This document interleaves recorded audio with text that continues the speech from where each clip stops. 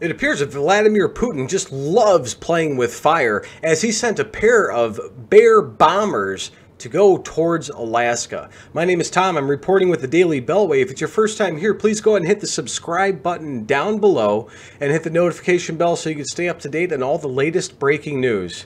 Well, I don't know what in the heck Vladimir Putin's thinking that now. I mean, if you look at the thumbnail here, that's literally a picture of what the airplanes look like that he sent to go to try to invade the United States' airspace off of the coast of Alaska. They have props.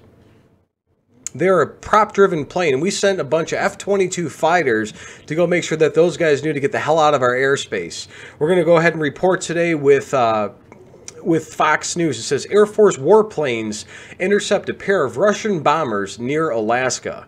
It says two Air Force warplanes intercepted a pair of Russian bombers flying in international airspace near Alaska, the North American Aerospace Defense Command said Tuesday. NORAD said it detected, tracked, and positively identified and intercepted the two Russian Tu-95 Bear H bombers entering and operating within the Alaskan Air Defense Identification Zone, ADIZ. They were intercepted by a pair of F-16s. I'm sorry, I thought I read earlier that they said F-22 Raptors, but I think F-16s are more than overkill when it comes to those prop-driven planes. It says the recent activity in the ADIZ is not seen as a threat, nor is the activity seen as provocative. That's a pretty bland statement coming from the Biden administration.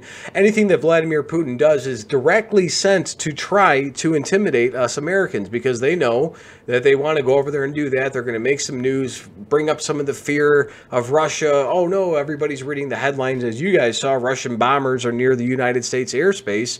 They're scared of it. But what if Russia sent over a couple of their hypersonic bombers, because it's only 80 miles between the United States' border and Russia's border. It's literally only 80 miles. In some places, you can stand on the shores of Alaskan islands and see mainland Russia. So people think that we're worlds apart, when in essence, you can almost take a boat. I mean, well, you can take a boat, but you could take a skippy, tiny little boat and cruise it on over to Russia and then have a field day with it. So those are a pair of Russian Tu-95 bombers that was sent over to fly towards Alaska. It says that air defense identification zones are airspace areas in which the identification, location, and control of all aircraft is required in the interest of national security, according to the FAA. NORAD tracks and positively identifies foreign military aircraft that enter the ADIZ, NORAD said. NORAD routinely monitors foreign aircraft movements and, as necessary, escorts them from the ADIZ. Good job, NORAD. It says last month, NORAD said it detected and tracked two Russian maritime patrol aircraft operating with the Alaskan and Canadian air defense zones. It said the incident comes as a fraught period in American-Russian relations. The U.S. has actively supported Ukraine with humanitarian and military aid in its war against Russia. In addition, the Biden administration has slapped Moscow and Russia oligarchs with sanctions. Rightly so that they did that. I think Biden needs to kind of step it up a little bit. If those guys are coming, they need to politely escort them out of our area. But the second they cross into our zone, I say they give them a little bit more of a stern warning. But Russia's always bragging about how they got some of the most advanced fighter aircraft in the world. But Iran, we just did a story on Iran, constantly buys the Su-57s and the other aircraft from Iran. And those are supposed to be 5th and 6th generation warplanes.